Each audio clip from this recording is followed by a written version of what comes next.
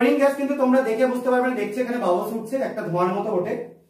এবার আমরা এখানে কিছুটা পটাশিয়াম আয়োডাইড সলিউশন একটা কাগজের মধ্যে নিয়ে এর মুখটায় ধরবো।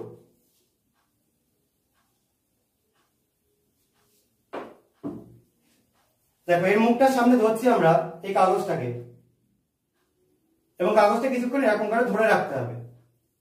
এবং ধরে রাখবার পর তোমরা দেখো কাগজটা আস্তে আস্তে ব্রাউনিশ হয়ে যাচ্ছে, কালচে হয়ে যাচ্ছে। তোমরা দেখেই বুঝতে পারছো হাতের কালারে দেখলাম।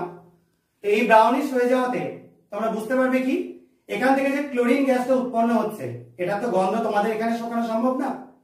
যাই হোক, একটা ঝাঁঝালো গন্ধ আছে, তোমরা ব্লিচিং পাউডারের যে গন্ধ পাও সেই গন্ধই এটা।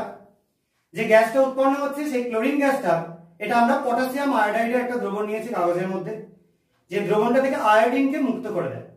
এবং মুক্ত করে দেওয়ার জন্য আমরা এই ব্রাউন কালারটা দেখতে পাচ্ছি। আয়োডিনের জন্যই এই বাদামি